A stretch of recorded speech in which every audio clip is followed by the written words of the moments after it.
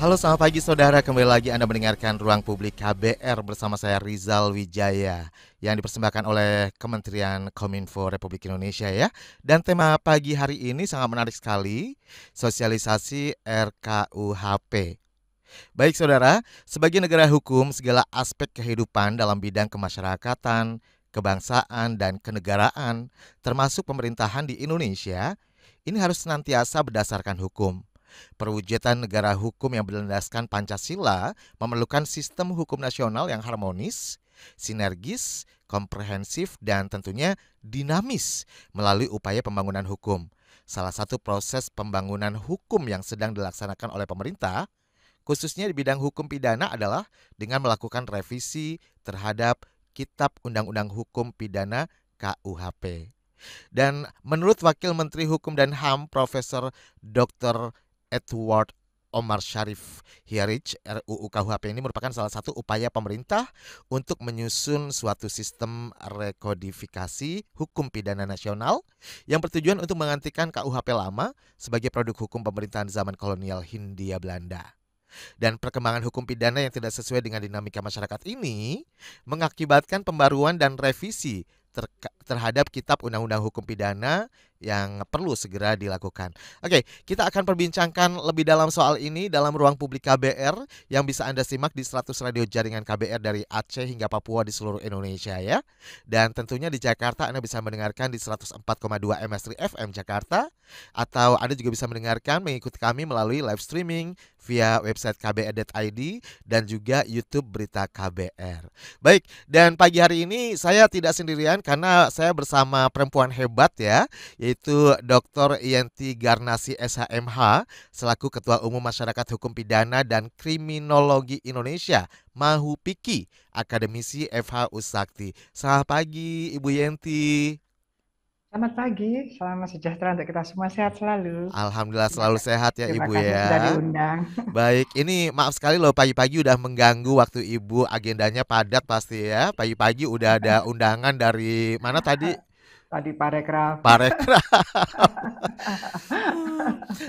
Saya senang sekali, bahagia sekali bisa berkesempatan untuk berbincang dengan Ibu pagi hari ini, dan tentunya ini juga untuk Sama-sama. seluruh pendengar kita di seluruh Indonesia dari Aceh hingga Papua ya Ibu ya.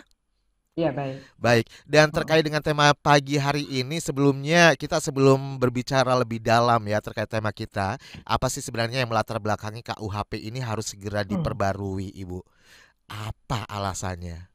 Ya, baik. Banyak alasannya. Sebetulnya begini, pertama saya harus menyampaikan bahwa selamat pagi juga untuk para pendengar, pemirsa YouTube nantinya, bahwa KUHP kita yang berlaku sekarang ini yang ngatur kalau orang dibunuh itu bagaimana pidananya, kalau orang dianiaya bagaimana pidananya, kalau disekap bagaimana pidananya, kalau menipu bagaimana pidananya, kalau menggelapkan bagaimana pidananya, banyak hal yang langsung berkaitan dengan kehidupan bangsa, yang langsung bersentuhan dengan masyarakat. Sebetulnya itu kan yang sebagian besar ya, bukan hanya freedom of speech aja sebetulnya ya.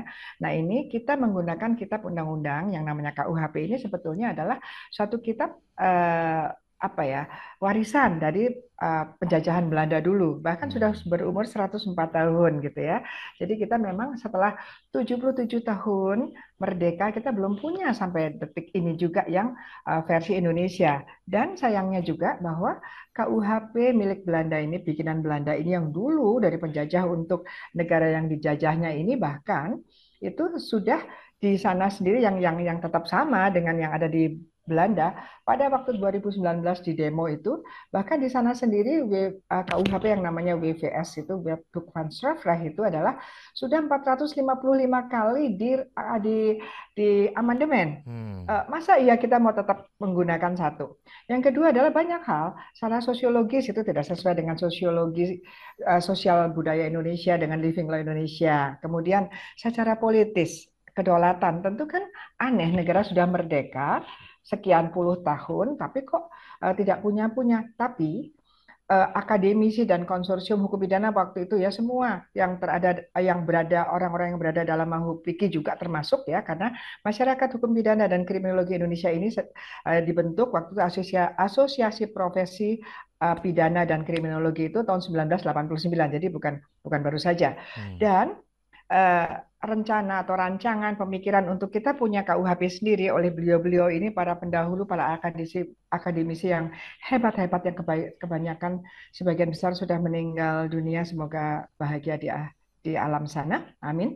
Itu adalah kita sudah 69 tahun, 59 tahun kita mempunyai RUU ini sudah dibahas lama sekali gitu. Hmm. Dan kemudian pada waktu Bapak SBY sebagai presiden sudah mulai diajukan, kemudian udah ada draftnya, kemudian sampai sekarang ini mundur-mundur terus ya.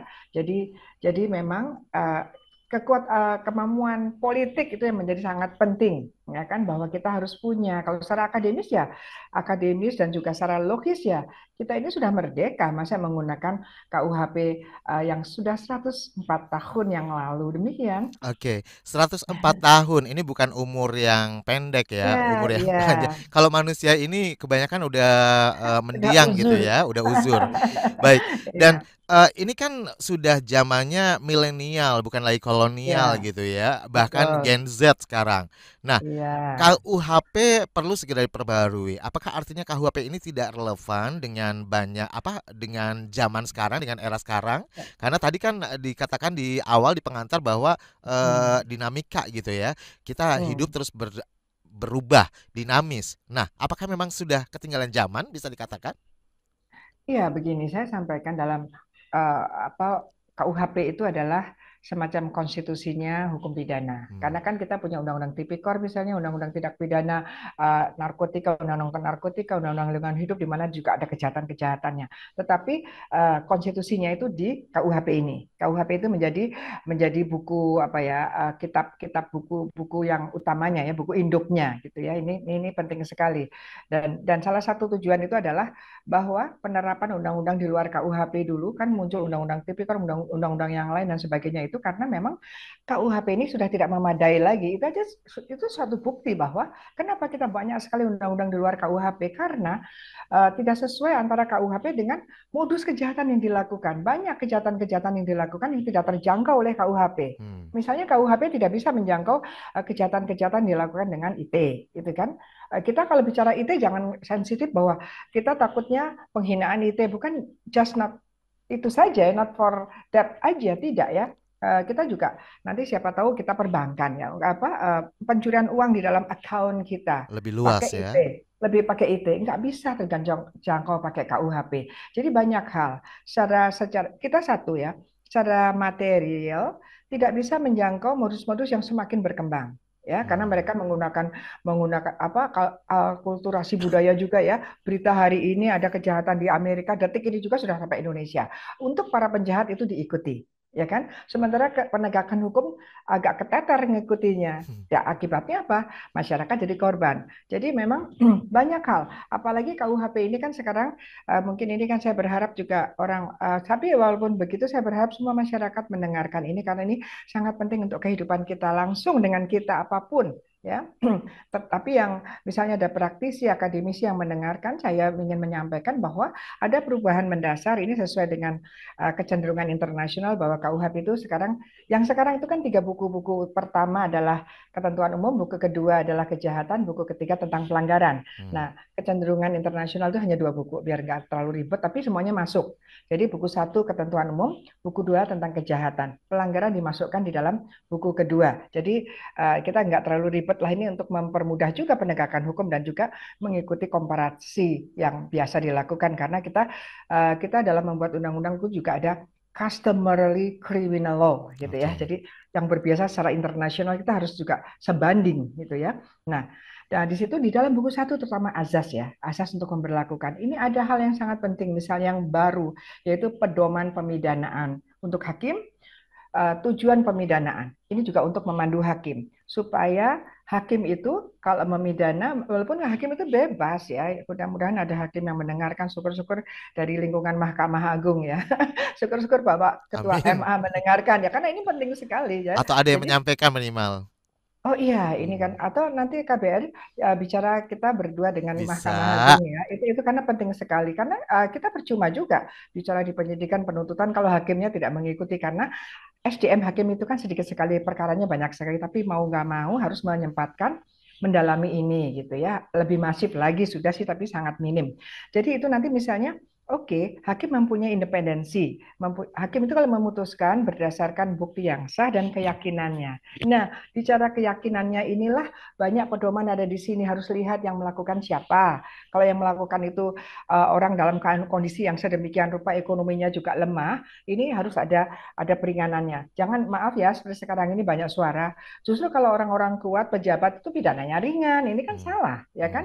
Di sini sudah ada azasnya. Jadi kita bisa kontrol untuk nanti sumbangkan kepada KY. Hakim-hakim seperti ini yang menimbulkan pandangan masyarakat bahwa hukum itu tajam ke bawah, tumpul ke atas itu ada di sini gitu. Oke. Jadi ini sangat penting selain memang jenis-jenis kejahatan. Nah, berkaitan dengan jenis kejahatan memang dari WVS ini kenapa masih berlaku sekarang yang sekarang KUHP karena memang kalau tentang kejahatan itu ya 60% atau 70% the same karena itu general di mana-mana ya namanya membunuh ya dipidana yang namanya menganiaya apalagi menimbulkan luka berat apalagi meninggal mencuri menggelapkan itu pasti ada pidananya hanya di sini ada pemidananya yang berbeda Hmm. yang memang mengikuti kecenderungan internasional kemudian ancaman pidananya juga ada yang diturunkan, ada yang mengikuti lah itu karena ada nuansa-nuansa caused by the crime dari kriminologi dari semua aspek kita bahas di sini. Begitu, Mas? Baik,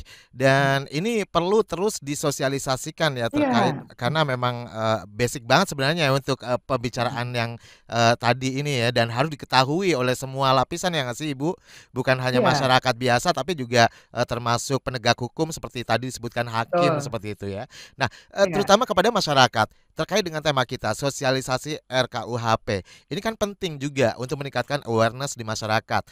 Jangan lagi masyarakat jadi antipati nih kalau udah berbicara hukum. Aduh, ngomongin hukum capek.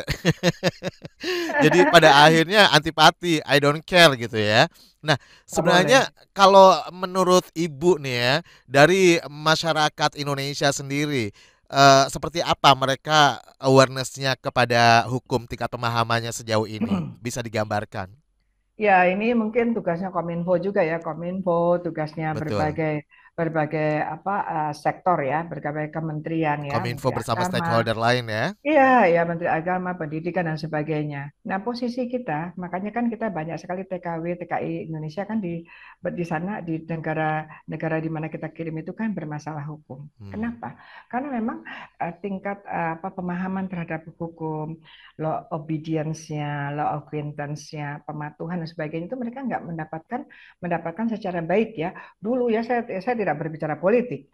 Dulu zamannya Pak Harto ya, kita masih remaja juga itu ada yang namanya apa ya sadar masih apa keluarga sadar hukum atau masyarakat sadar hukum ya Hmm. kadarkum itu bagus. Kadarkum. Nah itu soalnya bagus sekali sehingga sampai ke pelosok pun tahu kita nggak bisa masyarakat I don't care lah itu hukum terlalu rumit. Yang rumit kan kejahatan-kejahatan ekonomi yang aneh-aneh itu kan. Hmm. Tetapi ada hal-hal yang langsung kita bisa menjadi korban, masyarakat itu bisa menjadi korban, misalnya tiba-tiba dia harus dijambret. Ini bagaimana? Tiba-tiba ada begal seperti waktu itu kan, ada begal kemudian dia bela diri, hampir-hampir yang bela diri itu malah sudah ditahan, hampir dipidana. Because tidak tahu, kalau kita tidak meneriakkan waktu itu tidak dilepas. Orang diserang begal, bela diri, Terus kita diam yang nyerang saja. lebih dan yang bela diri itu malah ditahan oleh Nah, kepolisian. Nah, tadinya diam saja, tapi kemudian alhamdulillah saya waktu itu dengan Menko Polhukam sekarang kita bersuara kepada Presiden.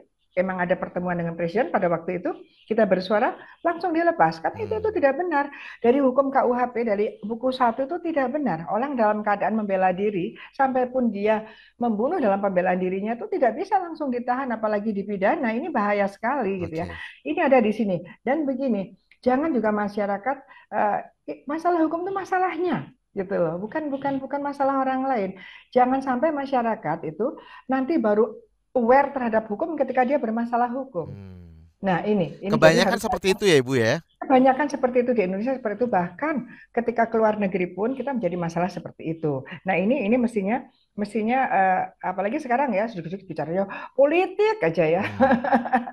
Ya jangan dong ya. Jadi ini juga penting. Indonesia kan negara bukan hanya negara kekuasaan politik, tapi juga negara hukum. Dibilang Oke. begitu kan, bukan negara kekuasaan belaka, tapi negara hukum, gitu kan. Nah, jadi ini bagaimana peran pemerintah terhadap bagaimana meyakinkan seluruh masyarakat, masyarakat semuanya ya, yang bukan perwakilan sedikit itu ya, Oke. yang 270 juta, yang minimal yang bahkan anak pun masuk loh di sini 270 juta yang harusnya memahami hukum pidananya. Baik. Terlepas nanti juga ada hukum perdata, hukum administrasi. Demikian. Ya, perlu terus disosialisasikan dan perlu dibekali gitu ya sejak dini ya Ibu Iya, ya. Bahkan iya, tadi iya. disebutkan anak-anak pun juga perlu mengetahui, perlu paham terkait dengan hukum ini. Iya, iya. Dan ingat Nah, banget zaman Orde Baru, baru Orde ya. Lama ya. Orde Ada baru, Mas. ada Kadarkum ya. Orde Orde Baru, baru. sorry, Orde Orde Baru. lama Soekarno Oh kan, iya Orde betul. baru Oh Pak iya, sorry Pak sorry. Harto, terus sekarang reformasi. Oke. Oh iya betul betul. Ya, awas hati-hati loh. Kita tidak boleh termasuk yang apa diinginkan melupakan. Betul. Kita tidak lupa, kita harus jaga garda terdepan untuk tidak lupa. Jas merah ya. Iya, betul.